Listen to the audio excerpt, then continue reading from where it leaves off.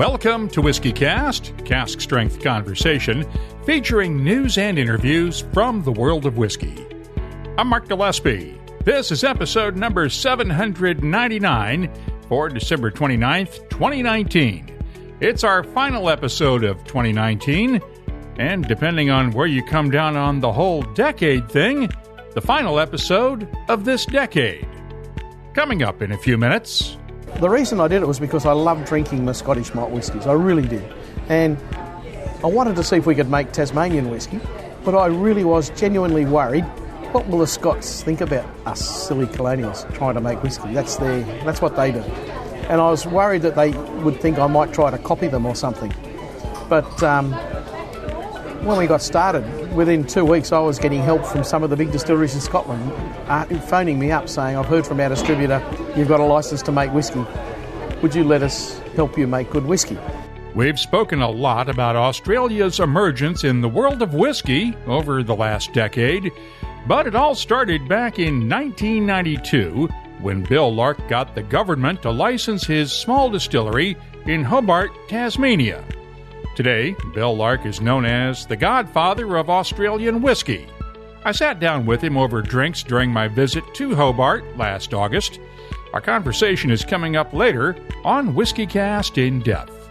We'll also have the calendar of events, the What I'm Tasting This Week department, and honor the memory of a man who spent more than 50 years making and teaching the world about bourbon. It's all just ahead on this final episode of Whisky Cast for 2019. The search never ends, but it's nice when you can come in for a landing, pause and explore the silky smoothness of single pot still Irish whiskey, matured in the finest bourbon and Oloroso sherry casks. Land on Redbreast, then be sure to pass it on. Proud sponsor of Whisky Cast. From far beyond the wall comes a whiskey for those who face the oncoming storm and never stop walking. Winter is here. White Walker by Johnny Walker. White Walker by Johnny Walker. Blended Scotch whiskey, 41.7% alcohol by volume. Imported by Diageo North America, Norwalk, Connecticut. Please drink responsibly. Let's get started with the news. It's brought to you by Heaven Hill Distillery. And we have to start with some sad news from the bourbon world. Al Young was part of the history of Four Roses for more than 50 years. In fact, he wrote the book on the history of Four Roses back in 2010. And future generations will never be able to tell the story of Four Roses without him and his work. Al Young died Christmas night at his home in Lexington, Kentucky. He was 77 years old. His wife Gretchen and his family were with him, and as he told us in an October 2018 interview, we really have Gretchen Young to thank for getting him into the bourbon business in the first place back in June of 1967.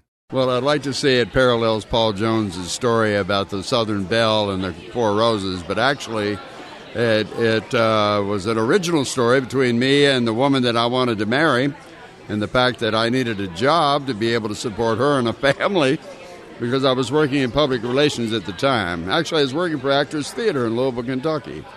And so I put in my application. I had all the requirements they were looking for. They hired me, and I said, well, that's a good thing because I need a week off to get married and go on a honeymoon. And they said, well, yeah. So I figured, this is a pretty good place. Back then, Seagram's owned Four Roses, and he started out in the Seagram's plant on 7th Street in Louisville as an assistant in the blending lab. That's where he met Jim Rutledge, his colleague for the next 5 decades. Together, they helped revive Four Roses after Kirin acquired the distillery and the brand, following the breakup of Seagram's. Al is distillery manager, Jim is master distiller.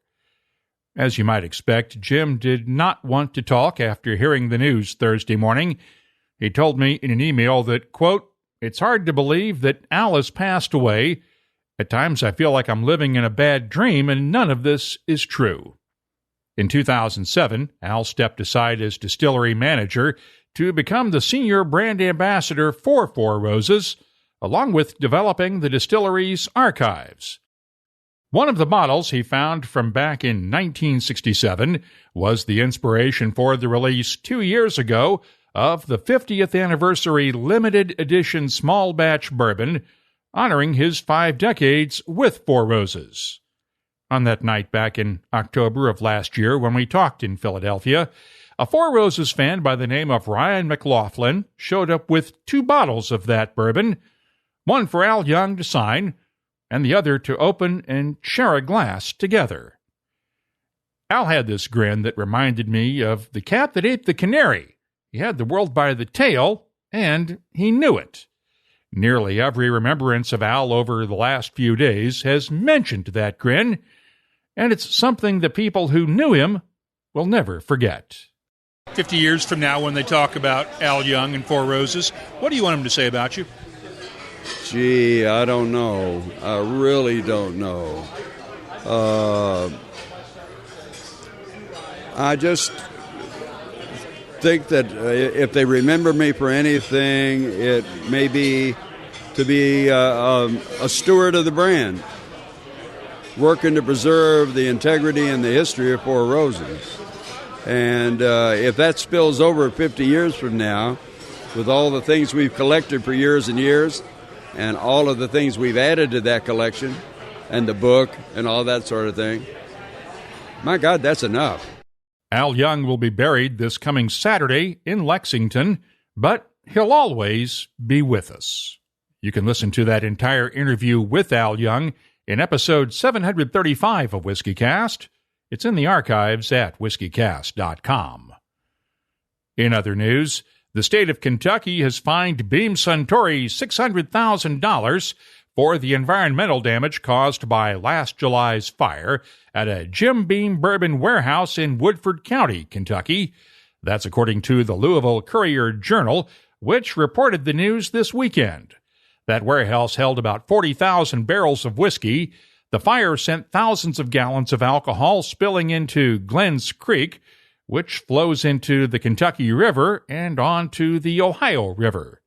While Beam Suntory conducted a large-scale campaign to minimize the environmental impact of the spill, state regulators found dead fish along 62 miles of the creek and both rivers in the days after the fire.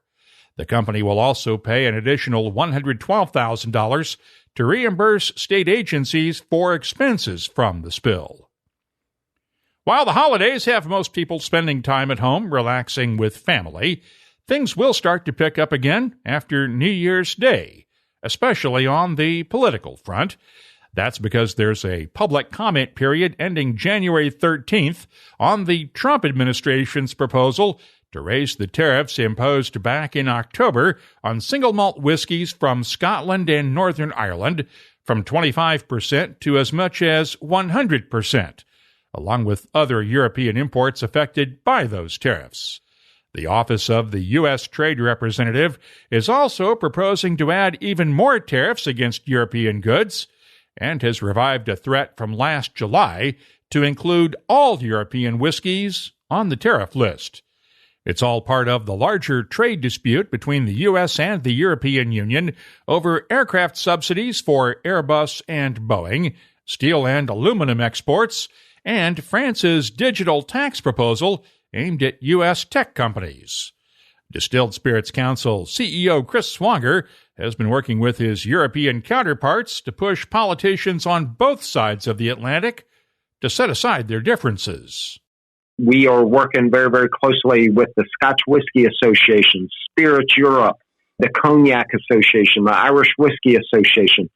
We have a big group coming to Washington, D.C., second week of January, and in return, I'll be heading to Brussels at the end of January to meet with the new EU leadership. And this is a very coordinated effort on both sides of the Atlantic with our industry partners.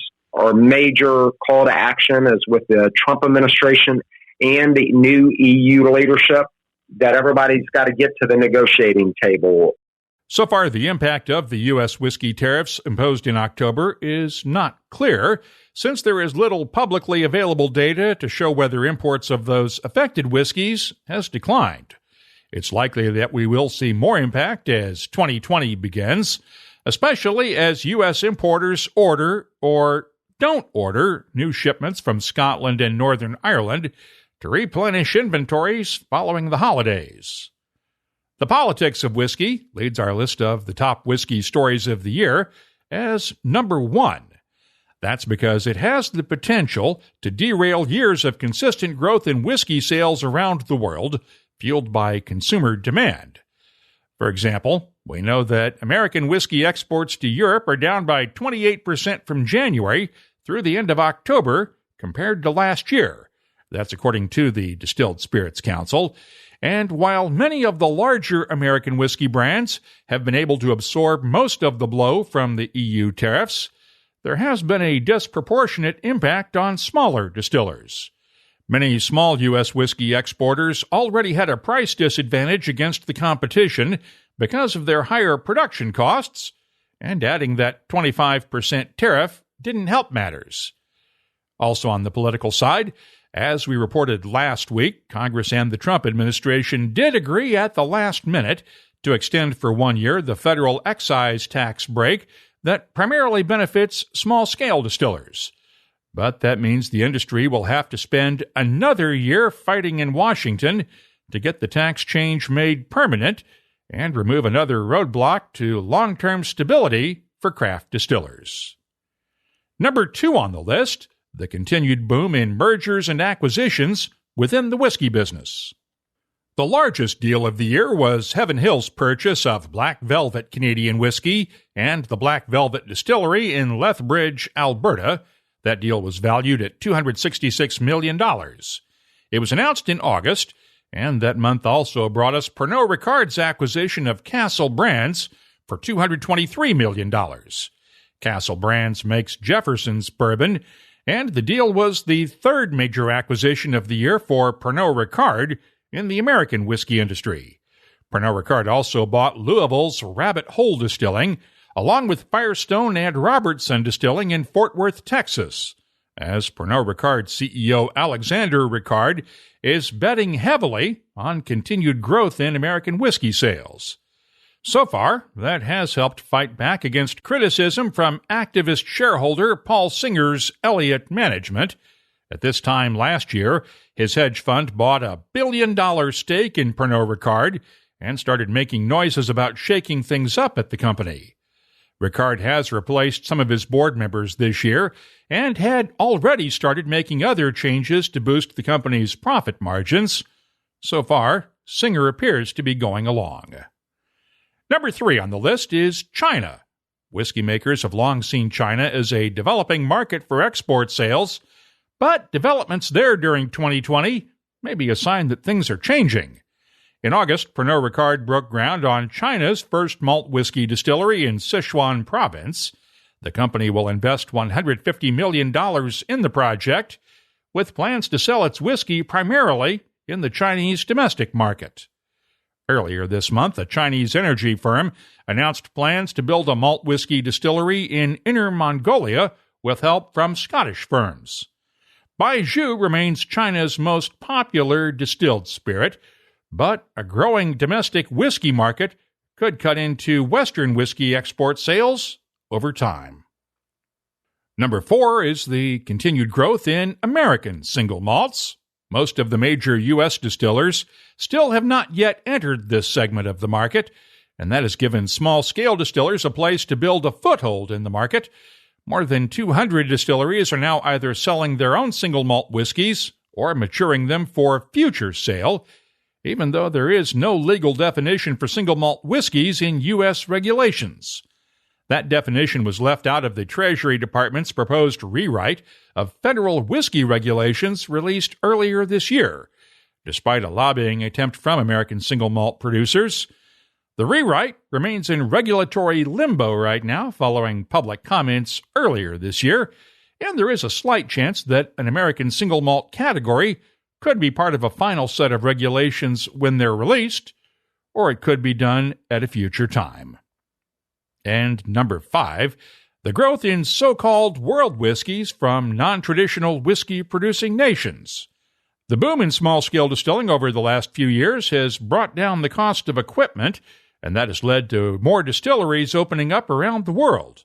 We are seeing more and more good whiskeys from places like Sweden, Germany, Italy, Israel, and Australia, and that can only be a good thing for the world of whiskey. We have to end on a positive note. You can keep up on the latest whiskey news all week long at whiskycast.com. The news is brought to you by Heaven Hill Distillery. Larceny Bourbon's heritage goes back to the days when Treasury Agent Johnny Fitzgerald was patrolling the rickhouses of Kentucky, not just for the feds, but also for himself. Seems he was stealing a taste of some of his favorite barrels of wheated bourbon on the side. Today's award-winning Larceny Bourbon has that same soft, smooth character Fitzgerald loved. Look for Larceny Bourbon at your local retailer, and be on the lookout in January for the upcoming limited edition release of Larceny Barrel Proof. Find out more at heavenhilldistillery.com. Think wisely, drink wisely. Next time around, we'll be announcing January's Whiskey Club of the Month, and there is still time to get your club in the running. Just use the contact form at whiskycast.com to get in touch with us and tell us about your club. You might just win 24 Whiskey Cast Glencairn glasses to use at your club tastings. And if you have a website for your club, we'll add a link to it on our Whiskey Clubs page at the Whiskey Cast website. That way, other whiskey lovers can get in touch with you. Time now for the Whiskey Cast calendar of events. We'll kick off 2020 with a bunch of Scotch Malt Whisky Society tastings over the next week or so in the U.S. and Canada. Check the calendar on our website for specifics. One correction to make, we have mentioned in past episodes the National Whisky Festival in Glasgow, Scotland. The correct date for that event is January 25th. The Arctic Whisky Festival is on the 11th in Tromsø, Norway. The Victoria Whisky Festival is the 16th through the 19th in Victoria, British Columbia. Once again, we'll have special coverage this year on Whiskey Cast. McTears in Glasgow has its first whiskey auction of the year on the 17th. The L&B Whiskey Weekend takes place in Amsterdam on the 17th through the 19th. The Scotch Malt Whisky Society's Australian chapter has a Robert Burns dinner in Sydney on the 22nd. And Buffalo Trace Distillery starts its annual Legendary Craftsman Dinner Series on the 24th at the distillery in Frankfort, Kentucky. Right now, we have 194 different events on our searchable calendar at whiskycast.com.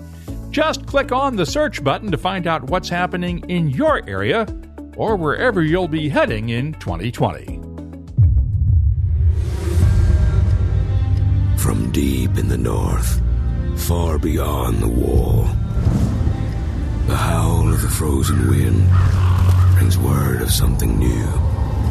A whiskey from the land of always winter, for those who face the oncoming storm and never stop walking. Winter is here. White Walker by Johnny Walker. White Walker by Johnny Walker. Blended Scotch whiskey, 41.7% alcohol by volume. Imported by Diageo North America, Norwalk, Connecticut. Please drink responsibly. Whiskey Cast In Depth is brought to you by Mortlach. Sometimes, all it takes to make a change is for one person to decide to do something, no matter how crazy it might seem at the time.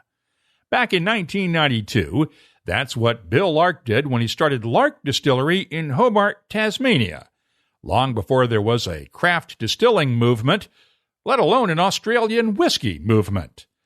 Today, he's known as the Godfather of Australian whiskey. And back in August, I was in Australia on a Starward Whiskey press trip that started out in Tasmania when Bill and I sat down over drinks. How does it feel to be known as the Godfather of Australian whiskey? Yeah, it's a name I wasn't too sure about to start with, Mark, but I'm actually enjoying being called the Godfather. I'm actually quite proud to be known as the person that had something to do with the industry that we're enjoying today. Tell me about the days before 1992. What was distilling like in Australia? it was left up to the very big companies to produce things like Bundaberg rum. And when we came along and thought it'd be nice to make whisky, went to see the customs to find out about getting a licence and discovered that the legislation was really, when they borrowed the Act from Scotland in Federation, the Distillation Act of 1901, by then distillation in the world was all about industrial size operations. So they just borrowed that legislation, and it was really quite restrictive. There was no provision for craft distilling. So in Australia there was no craft distilling industry. It was big business or nothing. And there was no whisky industry to speak of. Not to speak of, no. In the early days, Australia did have a little bit of a history of distilling and making whisky. Hobart had 7 licensed distilleries up until 1839, till it was prohibited. And across Australia, in other states, there was a little bit of whisky going on. I suppose the big opportunity for whisky was in Victoria when, in the 1930s, there was a bit of a shortage of whisky after the war. First World War, and the Scots were worried that somebody in Australia might start an industry, so they sent out some stills to start up a distillery called Corio and produce Corio whisky. And that was a big operation again, and it was a blended whisky though, not a single malt. And their instructions were to make as much of it as you can. It's not allowed to be any better than the worst whisky coming out of Scotland. Well, that lasted until the 70s, when by then there was a glut of whisky in the world market, and they closed the distillery down. So it had, Australia's had a little bit of a history, but it's mainly been towards the big end of town and to blended whiskies, but not single malt whiskies and certainly not craft whiskies. Does it surprise you the way things have changed since 1992? Oh, absolutely. When I started, the reason I did it was because I loved drinking the Scottish malt whiskies. I really did. And I wanted to see if we could make Tasmanian whisky, but I really was genuinely worried, what will the Scots think about us silly colonials trying to make whisky? That's what they do. And I was worried that they would think I might try to copy them or something. But when we got started, within 2 weeks I was getting help from some of the big distilleries in Scotland, phoning me up saying, I've heard from our distributor, you've got a licence to make whisky. Would you let us help you make good whisky? So that was terrific, and I'll never forget it, and I'd like to acknowledge the Scottish industry as much as I can. They've been tremendously helpful. But I was still worried, what are the Australians going to think about somebody trying to make whisky? I honestly thought for a long time people would just perceive what we were doing to be a bit of a novelty, that it would never take off. And if you were to ask me to put money on it back then, I'd have said, don't be silly, Mark, you're mad. I don't know whether people are going to like what we make, whether they're going to then want to buy it. And how are we going to compete against the likes of the big companies around the world making such wonderful whiskies? If you ask me, am I surprised? I'm very surprised, but I'm really pleased, really happy. And you've also mentored other distillers coming along, the way the Scots worked with you. That's exactly right, and that phone call I had, I was really surprised when, I think it was John Grant from Glenfarclas said to me, Bill, can I help you? When people came to me and said, we'd like to have a go too, Bill, would you help us? And my friends would say, what are you doing that for? They're potentially your competitors. Those words of John Grant were ringing in my ears, that if they were prepared to help me, I should be prepared to help other people. I also thought, on my own, I'll always be a novelty. But if I've got some friends out there making whisky, and we're all like-minded in wanting to make good whisky, then one day we might not be a novelty, one day we might be taken seriously. And I think that's what's happened. And now you're actually getting support from the government to a limited amount. They could do more with excise taxes. It's taken us a long time to show the government that we're not a novelty, that we are serious, and we're now employing a lot of people around the country. And our products are being sold around the world. And we're developing a reputation for being serious contenders on the world stage. So our government is looking at us and going, perhaps we should help you. It's taken a while to encourage them, but yes, they are offering some relief in terms of excise. It's a small start. It's particularly good for somebody starting up a distillery. A long way to go for the established distilleries. But it's early days, and they've given us a couple of bites at the cherry, and I think, and I'm pretty hopeful that they'll support us further into the future. Where do you see Australian whisky, and specifically Tasmanian whisky, 10 years from now? I think you'll find that there's certainly more of it. one of the things we've struggled with over the last 10 years, whilst we very quickly developed a terrific reputation for what we made, we certainly didn't have anywhere near enough to satisfy the interest in it. That's been a real challenge for us. I think today we're in a better position to satisfy that challenge and that market and the demand. So I know we will see growth. I'm confident it'll grow but continue to produce whisky the way we've been doing for the last 10 or 20 years, so that the quality and the character of our whisky will be what it is today. But I think the consumer will find it easier to get than they have done in the past. And distilling has spread from Tasmania to the mainland. It has, all over the place. Right across the mainland. It's exciting, it's wonderful. And they're all producing good whiskies. And, you know, we'd like to think that Tasmania's the ideal place to make whisky, but the reality is if you look around the world, Taiwan and Kavalan whiskies, it won a few years ago the best whisky in the world, and it's very good whisky in a very hot and humid climate. So I think if you're careful and you understand that your climate might be a bit different from somebody else's, there's no reason why you shouldn't be able to produce good whisky anywhere. What makes the Tasmanian climate unique? You have microclimates here.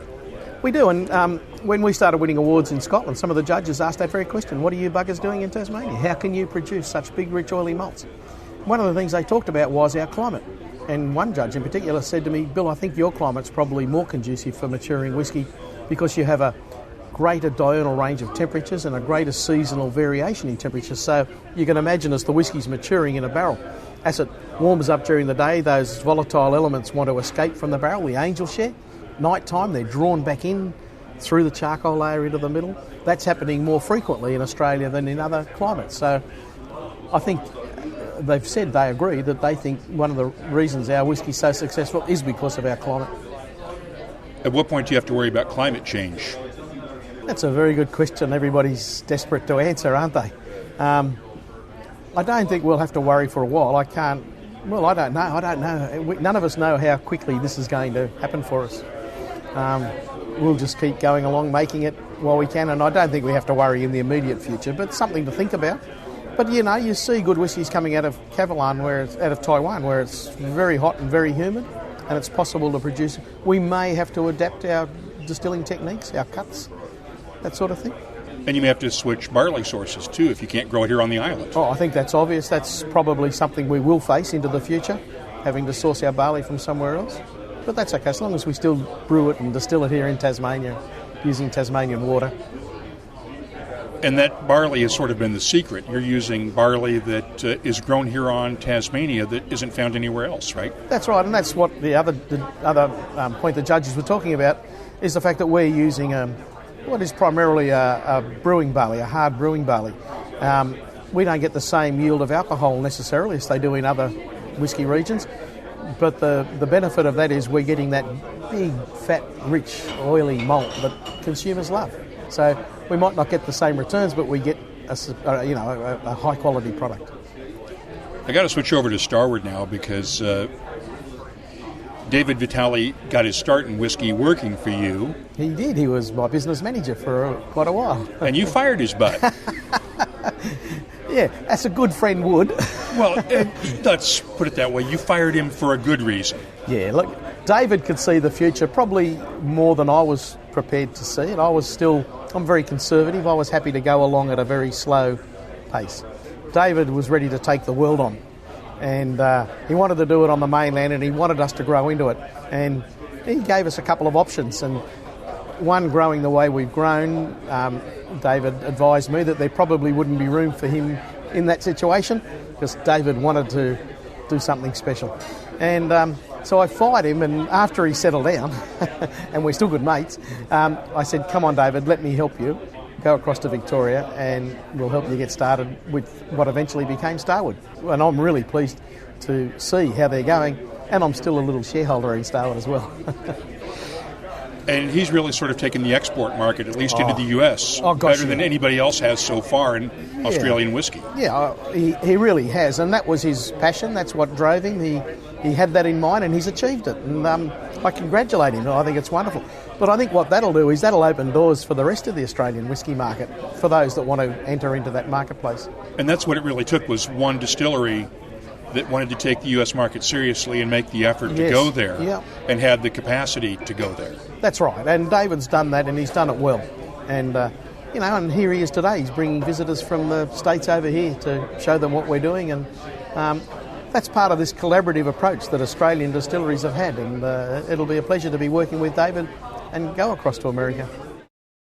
Bill and his wife Lynn sold Lark Distillery to Australian Whisky Holdings several years ago, but he remains involved with the distillery as an ambassador, and as the guys at the distillery told us, the Chief Quality Control Officer. Their daughter Christy worked with them for a while as head distiller, but she left to start her own distillery. Killara is the only distillery in Australia that's owned and operated by a woman, out of more than 120 licensed Australian distilleries at last count. And full disclosure, as I mentioned earlier, this interview was done during a press trip sponsored by Starward Whisky, but as with all of our content, full editorial control remains with WhiskyCast. And that's WhiskyCast in Depth, brought to you by Mortlach, whiskey's best-kept secret. Hidden away for decades in some of the world's most famous Scotch whiskies, comes a single malt inspired by an original for a fortunate few. Discover the entire Mortlach lineup at malts.com. The What I'm Tasting This Week department is brought to you by Sagamore Spirit. Let's start off with one of the whiskeys Bill Lark created during his days at Lark Distillery, the Lark Classic Cask. It's bottled at 43% ABV, and the nose has notes of peaches, lemon custard, honeysuckle, dried flowers, and muted spices. The taste is fruity and floral with a good maltiness, tree fruits, and dried flowers. There's also a touch of charred oak in the background that helps provide a nice overall balance. The finish is long, fruity, and vibrant with hints of spice and oak. I'm scoring the Lark Classic Cask a 92.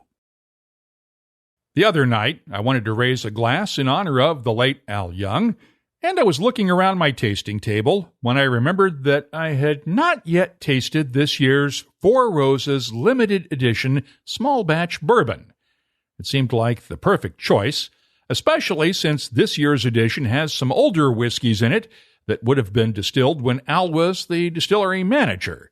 The four whiskeys range from 11 to 21 years old, and this year's edition is bottled at 56.3% ABV. The nose is well-rounded with notes of raspberry jam, baking chocolate, honey, vanilla, and a nice oakiness.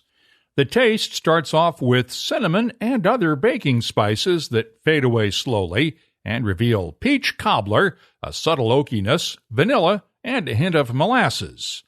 The finish is long and complex with a subtle oaky character that's balanced by hints of peaches, apricots, and caramel. It's a worthy tribute to Al Young's memory, and I'm scoring the 2019 Four Roses Limited Edition Small Batch a 94.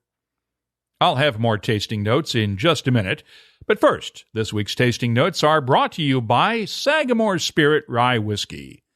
Rye whiskey was distilled by America's original risk-takers and history makers. Those first barrels of whiskey were bold, flavorful, and full of passion.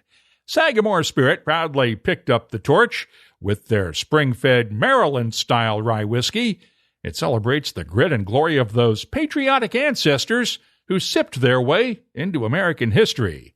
Visit SagamoreSpirit.com to explore their award-winning spirit. Let's move on with one of the 5 whiskeys in this year's Exceptional Casks series from John Dewar & Sons that made it to the U.S. for the first time. The Craigellachie 19-year-old single cask comes from a second fill ex-sherry butt, and it's bottled at 55.2% ABV. The nose has notes of tropical fruits, toasted coconut, and a hint of spice. The taste has hints of clove and cinnamon, along with pineapple, honey, vanilla, and hints of mango and licorice in the background. The finish has lingering spices and a touch of tropical fruits, with an excellent overall balance. I'm scoring the Craigellachie 19-year-old from the Exceptional Casks series a 93. And let's wrap up with the Writer's Tears Copperpot Marsala cask finish from Ireland. It's bottled at 45% ABV and uses Marsala casks from the Florio winery in Sicily. The nose has a soft oakiness, along with honey, muted spices, red grapes, dried fruits, and hints of sandalwood and cedar. The taste is sweet with honey and barley sugar, complemented by a touch of white pepper, dried fruits, and a hint of sandalwood. The finish is long and gentle with just a touch of spice. I'm scoring the Writer's Tears Copperpot Marsala cask finish a 91. The What I'm Tasting This Week department is brought to you by Sagamore's Spirit Rye Whiskey. I'll be adding these tasting notes to the searchable list of more than 2,700 different whiskeys from all over the world. Check it out this week at whiskycast.com. Everyone knows the expression, "'tis better to give than to receive." At Redbreast, we don't think the two are mutually exclusive. Maybe it's better to give Redbreast and receive. Like receiving a glass or two right away for your thoughtful gift of Ireland's definitive single pot still whiskey. Or receiving that, "Hey, thanks again for that bottle of Redbreast," a month later. Or receiving that shout-out in a wedding speech for introducing the groom to Redbreast, completely overlooking the fact that you introduced him to his bride as well. What we're trying to say is, introducing someone to Redbreast will come back to you in unexpected ways. Redbreast, you've landed on something special. Now be sure to share it. Proud sponsor of WhiskyCast. Let's open up the inbox now for Your Voice, presented by Lot 40. Al Young touched a lot of hearts among whiskey lovers, as shown by some of the comments following our story on the WhiskyCast website on his death Christmas night. Greg David posted this on our Facebook page. Easily one of the most grounded, learned, happy, and entertaining gentlemen in the industry. It was a pleasure choosing a barrel for the store with him. He will surely be missed, honored, and remembered by all in Kentucky and across the bourbon-drinking world. It is truly a sad day. Even the angels are giving back their share in his honor. Michael Derashinsky added this, "For me, Al was and always will be forever 4 Roses, forever young. A sad dram with fond memories will be raised to you, Mr. Young." Retired Amrut head distiller Surinder Kumar posted this from India. "Respect to the legend for being the man who knew how to handhold. You will be missed by the industry, Al Young." And Ian Logan of Chivas Brothers added this from Scotland. "I never had the good fortune to meet Mr. Young, but he and others of his generation should be cherished, admired, respected, and listened to. Great people make great whiskies. Rest in peace, sir." And from Sweden, Birch Castle posted this on our Instagram feed. "Al was one of the first people I connected with on my old Twitter account. At the time, I had no real idea who he was. He always answered our DMs and had great advice. One of the nicest people we ever knew. He will be missed. We'll picture him sharing a good pour with Booker and Parker." Last time around, I talked with Davil Gandhi of the Lakes Distillery in England, and Chris Ratcliffe tweeted this comment. "I visited the Lakes Distillery earlier this year, an impressive new facility and some interesting early expressions. The Steel Bonnets blend was so good, I bought a bottle. This is a really interesting listen to understand the house style." Thanks for your note, Chris. We had some friends over on Christmas night, and while we were down in the Bat Cave tasting whiskeys, I pulled the cork for the final time on a 2007 bottling of Compass Box's Magic Cask Blend for the LCBO in Ontario.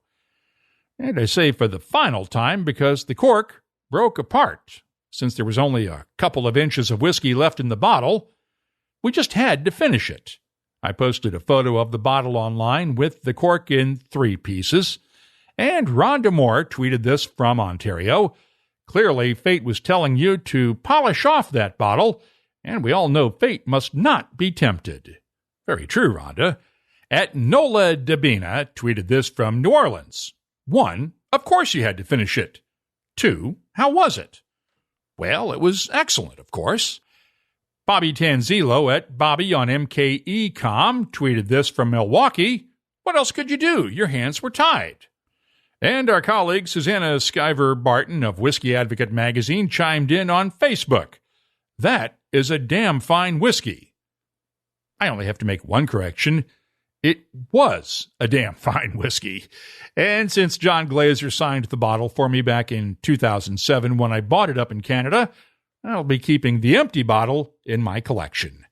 If you have something you'd like to share with whiskey lovers around the world, you can always find us on Facebook, Instagram, or Twitter at WhiskeyCast. Of course, you can also just email us. The address is comments@whiskycast.com. Your voice is presented by Lot 40, Canada's 100% pot still rye whiskey. Lot 40, unapologetically Canadian. Please drink responsibly. Let's close out the show now with Behind the Label, our look at the history, science, and all that other stuff that combine to make whiskey unique. It's brought to you by Writer's Tears. And let's talk this time about the concept of proof and what it means now and back in the past. The movies don't always get everything right about making whiskey, but director Matthew Vaughn's 2017 action movie Kingsman: The Golden Circle got this one right. Of course, it probably helped that Campbell Brown of Old Forester was a consultant on the movie. And before we play this audio clip, here's a warning. If you're listening at work, with your family, or anywhere that, shall we say, adult language might not be appropriate, this would be a good time to pause and plug in your earbuds. In this scene, Channing Tatum is at the Statesman Distillery in Kentucky, explaining the concept of proof to Kingsman, Taron Egerton, and Mark Strong. I should note that they're both tied down to chairs. You know why the measurement of alcohol content is called proof? Oh, fuck off! Oh, for Pete's sake. See, it comes from back in the old days when pirates, they wanted to test the strength of their rum. They used to pour a little bit out on gunpowder. Oh, that'll make you want to slap your mama right there, boy. And if the gunpowder, if it burnt when they set it alight, they consider it proof that their rum was good and strong. Oh, see, I ain't got no gunpowder on me, do I? But I'm pretty sure you boys will make just as impressive of a sound when I set your balls on fire. Or you could just tell me who the fuck y'all really are and how the hell y'all found us. Look, for the last time, we have nothing to protect but our honor. So you can take your cheap horse piss that you call whiskey, which, by the way, is spelled without an E, and is nothing compared to a single malt scotch, and you can go fuck yourself. What about you? Me? Yeah. No, I love a Jack and Coke, bruv. But I do agree with the part where you go fuck yourself. Thanks to 20th Century Fox for the audio clip from Kingsman: The Golden Circle. Now, while historically accurate, that wasn't the most scientific way to determine how strong a whiskey or any distilled spirit was. That's because the ambient temperature also played a critical role in whether the alcohol-soaked gunpowder would actually ignite. Eventually, Britain's Bartholomew Sykes developed a reliable hydrometer to measure what is known as specific gravity. It measures the density of a substance compared to a control sample. The British government used what became known as the Sykes scale to set its standard for approved spirit back in 1816. Back then, it was defined as a spirit with an alcohol level of 12/13 the weight of an equal volume of distilled water at 51 degrees Fahrenheit. Let's make it a little simpler. Essentially, that was about 57% alcohol by volume, and that is what the British government settled on as 100 proof. The U.S. settled on a slightly different standard in the mid-19th century, defining proof as twice the alcohol by volume, while there is a third standard, the Gay-Lussac standard, developed by French scientist Joseph-Louis Gay-Lussac in 1824. His scale was based on defining 100% alcohol as 100 proof and 100% water to be 0 proof.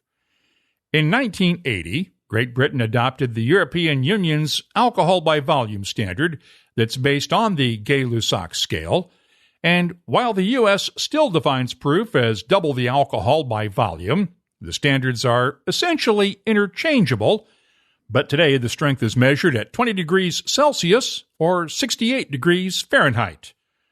And that's one of the few metric conversions I know from memory. Back in the days when I had my own darkroom to develop film, the processing times were all based on the chemicals being used at 20 degrees Celsius. Now, most whiskey labels no longer display proof, except in America, where U.S. regulations allow the proof to appear on a label as long as it's printed close to the ABV percentage.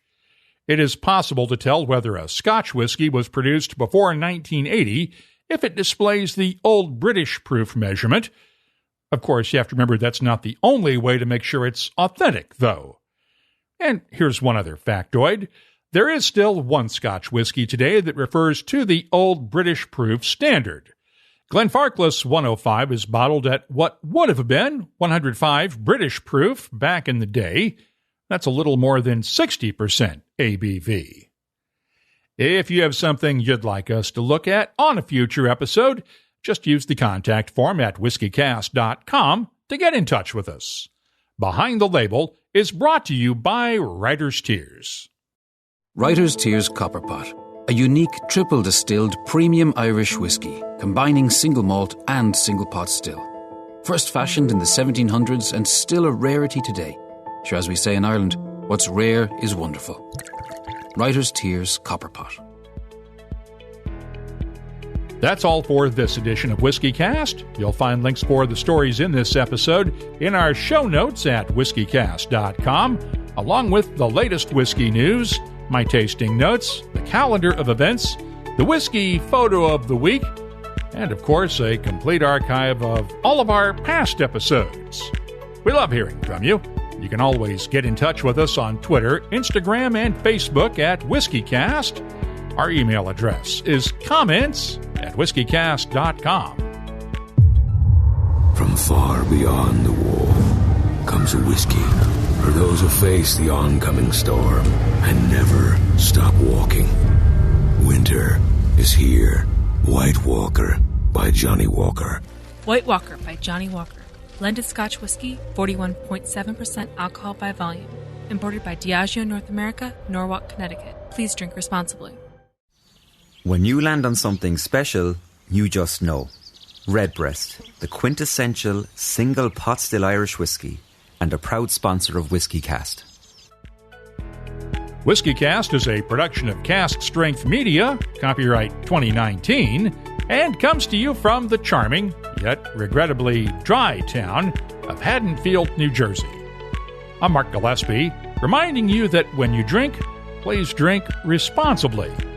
We'll be back next week with the start of a new year and our 800th episode. And here's hoping that 2020 brings you a year full of happiness, joy, and of course, great whiskeys. Thanks for listening.